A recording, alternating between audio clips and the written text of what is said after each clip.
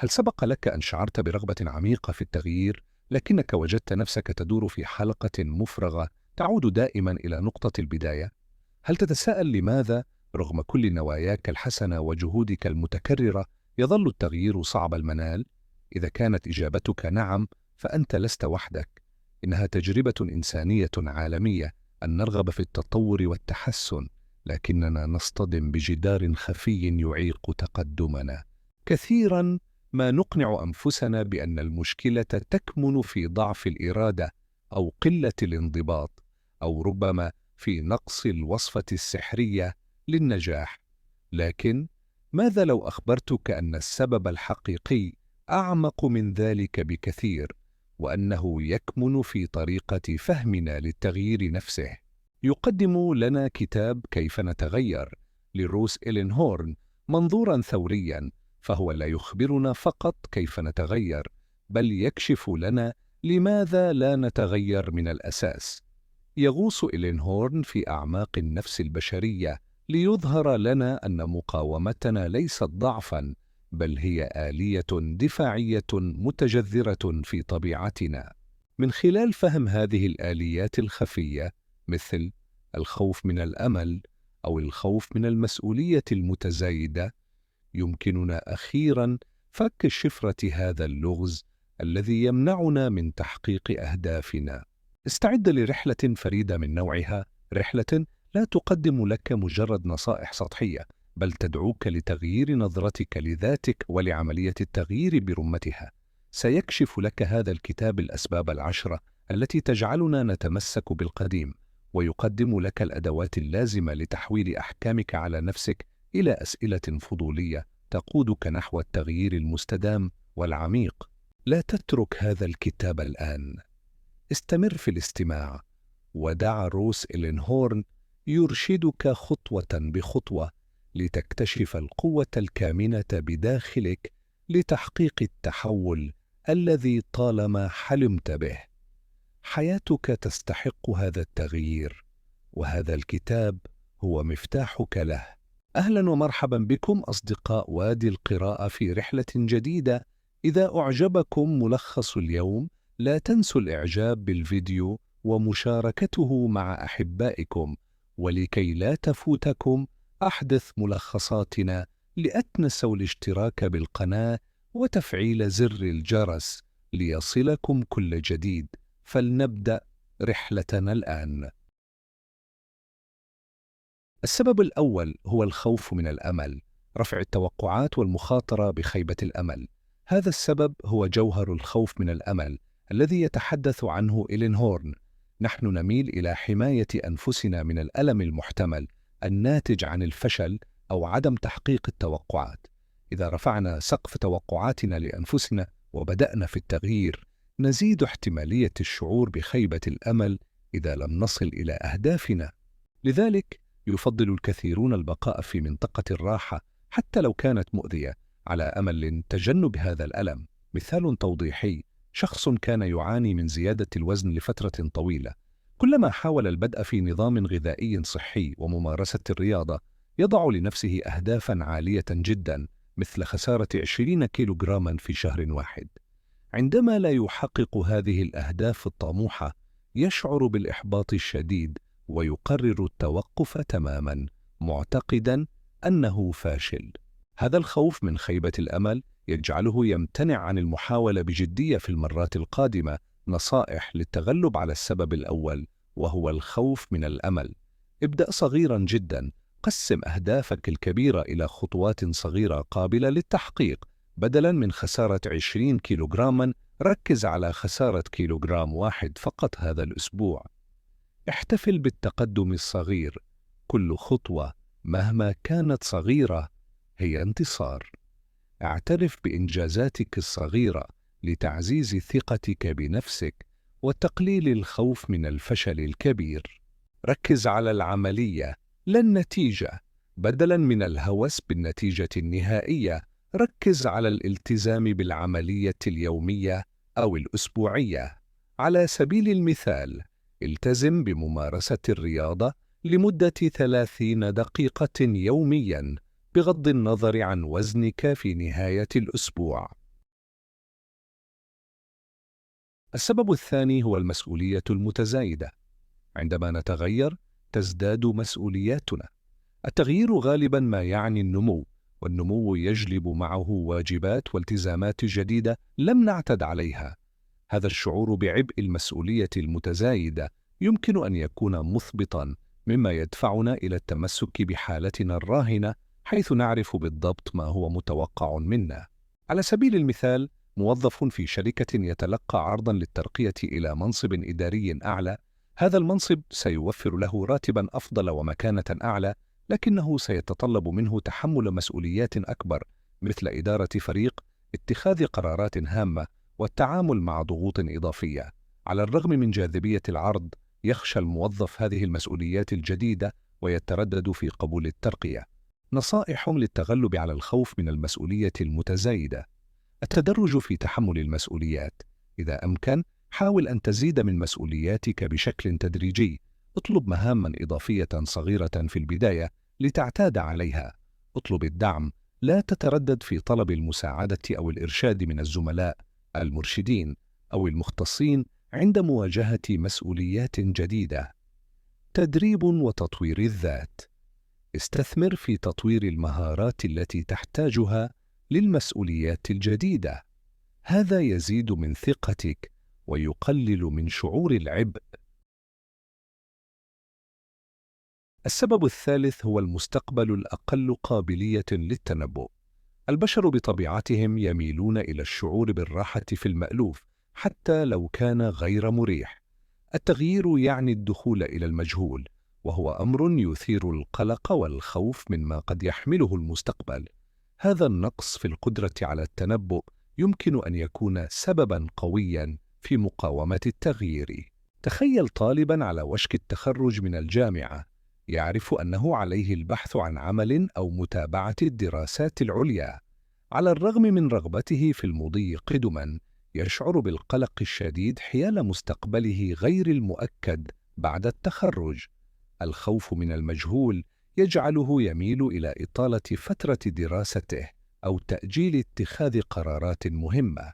نصائح للتغلب على الخوف من المجهول: قبول اللا يقين. تدرب على تقبل فكرة أن الحياة مليئة باللا يقين. ركز على ما يمكنك التحكم فيه بدلاً من القلق بشأن ما لا يمكنك. وضع خطط مرنة بدلاً من خطة صارمة. ضع خططاً مرنة تسمح بالتكيف مع الظروف المتغيرة. فكر في الخطط البديلة Plan B، C، إلخ. البحث عن المعلومات. كلما زادت معرفتك بالمستقبل المحتمل، قل خوفك من المجهول. ابحث عن معلومات حول المسار الذي تسلكه، وتحدث إلى أشخاص مروا بتجارب مشابهة. السبب الرابع هو تدمير الصروح النفسية، قصصنا ومعتقداتنا. نحن نبني صروحا نفسية أو هياكل عقلية من المعتقدات والقصص حول أنفسنا وتجاربنا، خاصة تلك المؤلمة أو الصادمة. هذه الصروح قد تمنحنا شعورا بالهوية، حتى لو كانت هذه الهوية محدودة أو سلبية. التغيير يتطلب هدم هذه الصروح والتخلي عن هذه القصص القديمة، وهو ما قد يكون مؤلما ومخيفة. مثال توضيحي: شخص تعرض لخيانة كبيرة في علاقة سابقة، وبنى صرحا نفسيا حول فكرة أنه لا يمكن الوثوق بأي أحد، وأنه من الأفضل أن أكون وحيدا. هذا المعتقد يحميه من الوقوع في نفس الألم مرة أخرى، لكنه يمنعه أيضا من بناء علاقات صحية جديدة. التغيير يعني هدم هذا الصرح، وهو ما يثير خوفا من إعادة التعرض للألم. نصائح ستساعدك صديقي على هدم صروحك النفسية: التعرف على هذه القصص. حدد القصص أو المعتقدات التي تتمسك بها والتي قد تكون بنيتها لحماية نفسك. استبدال القصص القديمة بأخرى جديدة بدلاً من هدمها بالكامل. ابدأ في صياغة قصص جديدة عن نفسك وعن قدرتك على التغيير والشفاء. طلب المساعدة المهنية. إذا كانت هذه الصروح متجذرة بعمق بسبب صدمات سابقة، يمكن للمعالج النفسي أن يساعدك في معالجتها بأمان. السبب الخامس هو خسارة أو تعطيل العلاقات. عندما نتغير، قد تتغير ديناميكيات علاقاتنا مع الأصدقاء، العائلة، أو الشركاء. قد يشعر بعض الأشخاص بالتهديد من تغييرنا، أو قد لا يتناسبون مع النسخة الجديدة منا. الخوف من فقدان الدعم الاجتماعي أو الشعور بالوحدة يمكن أن يكون عائقاً قوياً أمام التغيير. تخيل معي شخصاً يتوقف عن شرب الكحوليات ويصبح رصيناً. قد يجد أن دائرة أصدقائه القدامى الذين كانوا يشاركونه هذه العادة لا يتفهمون أو يدعمون قراره، مما يؤدي إلى توتر أو حتى نهاية بعض الصداقات. الخوف من فقدان هذه العلاقات قد يجعله يتردد في الإقلاع عن الشرب. نصائح للتغلب على هذا السبب: ابحث عن شبكة دعم جديدة. ابحث عن مجموعات دعم أو أصدقاء جدد يتوافقون مع التغيير الذي تسعى إليه ويدعمونك فيه. التواصل الصريح: تحدث بصراحة مع أحبائك حول تغييراتك واحتياجاتك. اشرح لهم سبب أهمية هذا التغيير بالنسبة لك. ضع حدوداً صحية.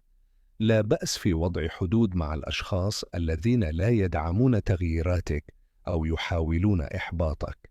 صحتك ورفاهيتك تأتي أولاً.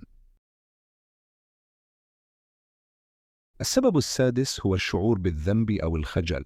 قد يرتبط عدم التغيير بشعور بالراحة الوهمي أو الاستسلام لوضع معين. عندما نبدأ في التغيير قد تطفو على السطح مشاعر الذنب أو الخجل حيال سلوكياتنا السابقة، أو حيال عدم اتخاذنا هذا التغيير مبكراً. هذه المشاعر يمكن أن تكون مؤلمة وتعيق التقدم. مثال على ذلك شخص كان يهمل صحته الجسدية لفترة طويلة، ويعرف أنه كان يجب أن يهتم بها مبكراً.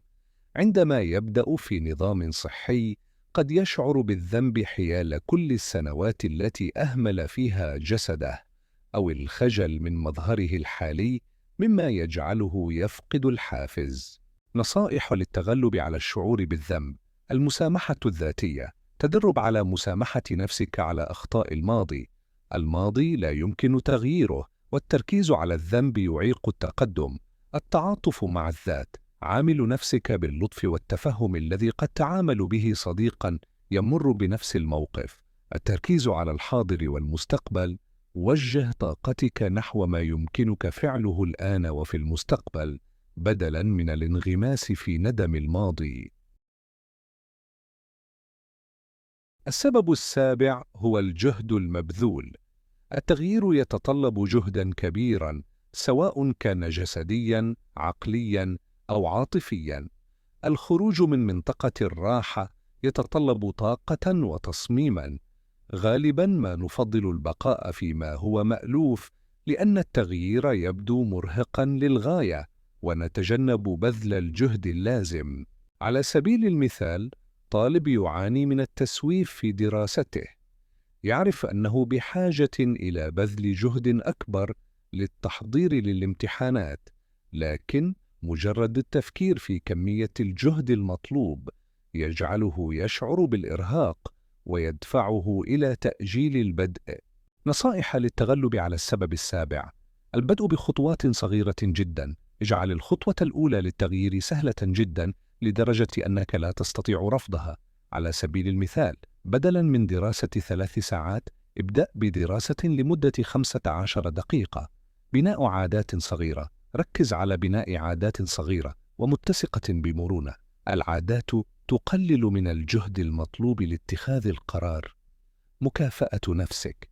كافئ نفسك على بذل الجهد والالتزام بالعملية، حتى لو كانت المكافآت صغيرة. هذا يعزز الدافع. السبب الثامن هو الخوف من النجاح. قد يبدو هذا غريباً، لكن بعض الناس يخشون النجاح. قد يرتبط النجاح بضغوط جديدة، توقعات أعلى، حسد من الآخرين، أو حتى الحاجة إلى التغيير في جوانب أخرى من الحياة. هذا الخوف يمكن أن يؤدي إلى التخريب الذاتي لمنع تحقيق النجاح الكامل. مثال توضيحي: فنان موهوب ينتج أعمالاً رائعة، لكنه يتردد في عرضها على نطاق واسع أو تسويقها بفعالية. في أعماقه يخشى الشهرة والضغط الذي قد يجلبه النجاح، أو فقدان الإلهام إذا تحول الفن إلى عمل تجاري بحت. نصائح للتغلب على مخاوف النجاح. تحديد مخاوف النجاح. اكتب ما هي مخاوفك المحددة المتعلقة بالنجاح. هل هي الضغوط، المسؤوليات، التوقعات؟ التخطيط للتحديات المحتملة. فكر في كيفية التعامل مع التحديات التي قد تظهر مع النجاح. هذا يقلل من الغموض ويجعلك تشعر بأنك مستعد. إعادة تعريف النجاح.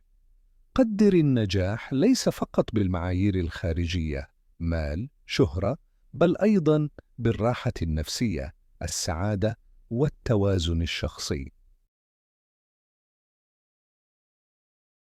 السبب التاسع هو التحدي للهوية الذاتية. هويتنا الذاتية هي تصورنا لمن نحن. إذا عرفنا أنفسنا بطريقة معينة لفترة طويلة، مثل أنا شخص خجول، أنا غير رياضي، أنا لست جيداً في الرياضيات، فإن محاولة التغيير في هذه المجالات يمكن أن تكون تحدياً عميقاً لهويتنا. مقاومة التغيير هنا هي محاولة للحفاظ على هويتنا المألوفة. على سبيل المثال، شخص لطالما اعتبر نفسه غير مبدع. عندما يحاول تعلم الرسم أو الكتابة، قد يشعر بمقاومة داخلية قوية، ليس فقط بسبب نقص المهارة، بل لأن هذا النشاط يتحدى هويته الراسخة كشخص غير مبدع. نصائح للتغلب على هذا السبب. تغيير السرد الذاتي. ابدأ في تغيير الطريقة التي تتحدث بها عن نفسك. بدلاً من أنا لا أستطيع، قل أنا أتعلم، أو أنا أصبحت شخصاً يفعل كذا. ركز على الأفعال لا الصفات. بدلاً من محاولة أن تكون شخصاً رياضياً، ركز على ممارسة الرياضة بانتظام. بمرور الوقت تتبع الأفعال الهوية. التعرف على الهوية الجديدة. تخيل نفسك بالهوية الجديدة التي تسعى إليها. ما هي سماتها؟ كيف تتصرف؟ ابدأ في تجسيد هذه السمات. السبب العاشر هو الرغبة في البقاء على ما هو عليه، الاستسلام أو الراحة الوهمية.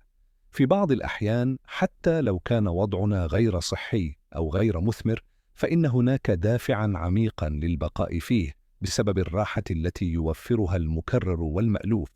هذا ليس بالضرورة خوفاً من الفشل أو المسؤولية، بل هو نوع من الاستسلام للوضع الراهن والاعتياد عليه، مما يخلق راحة وهمية.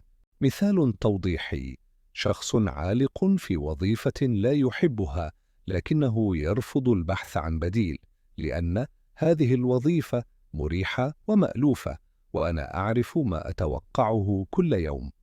على الرغم من عدم سعادته، فإن مجرد فكرة تغيير الروتين والبيئة المألوفة تجعله يقاوم بشدة.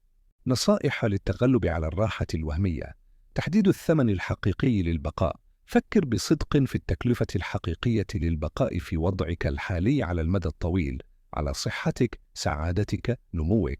تصور الفوائد الحقيقية للتغيير. تخيل كيف ستكون حياتك إذا قمت بهذا التغيير، وكيف سيؤثر ذلك إيجاباً على رفاهيتك. الخطوات الصغيرة جداً. ابدأ بخطوات صغيرة جداً لكسر الروتين المألوف. على سبيل المثال، إذا كنت تكره وظيفتك، ابدأ بقضاء 15 دقيقة يومياً في البحث عن وظائف أخرى دون ضغط للتقديم الفوري. هذا يكسر حاجز الراحة الوهمية. التغيير يبدأ من هنا. لقد قطعنا شوطاً طويلاً معاً في استكشاف أعماق النفس البشرية وفك شفرة الأسباب الحقيقية التي تجعل التغيير يبدو صعباً للغاية.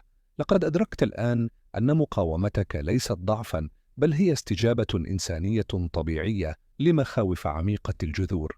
لقد تعرفت على الخوف من الأمل، وعلى الصروح النفسية التي بنيتها، وعلى كيف يمكن للمألوف أن يمنح راحة وهمية تمنعك من النمو. الآن، وبعد أن سلطنا الضوء على هذه الأسباب العشرة القوية لعدم التغيير، لم تعد في الظلام. لديك الآن خريطة طريق لفهم نفسك بشكل أعمق، ولتحويل أحكامك القاسية إلى فضول بناء. تذكر أن التغيير الحقيقي لا يبدأ بالقوة الغاشمة، بل بالتعاطف مع الذات والفهم العميق لما تمر به. لا تدع هذه الأفكار تبقى مجرد معلومات، هذه هي دعوتك للعمل. ابدأ صغيرا، كن لطيفا مع نفسك، واحتفل بكل خطوة تخطوها. تذكر أن كل فشل هو فرصة للتعلم، وكل انتكاسة هي جزء طبيعي من الرحلة. أنت لست وحدك في هذا المسار، والآن تملك الأدوات اللازمة لتحويل رغباتك في التغيير إلى واقع ملموس. المستقبل الذي تريده في انتظارك، وهو ليس بعيد المنال كما تتخيل. ابدأ اليوم خطوة واحدة في كل مرة، ومع كل خطوة ستصبح أقرب إلى النسخة الأفضل والأكثر اكتمالاً من نفسك. إذا أعجبكم ملخص اليوم أصدقائي، لا تنسوا الضغط على زر الإعجاب ومشاركته مع من تحبون لتعم الفائدة. ولكي لا تفوتكم أحدث ملخصاتنا، اشتركوا في قناة وادي القراءة وفعلوا زر الجرس ليصلكم كل جديد. شاركونا في التعليقات أي سبب من الأسباب العشرة ستبدأون في التغلب عليه أولاً، لنبدأ معاً رحلة التغيير الحقيقي. مع تحياتي، دمتم بخير أصدقائي.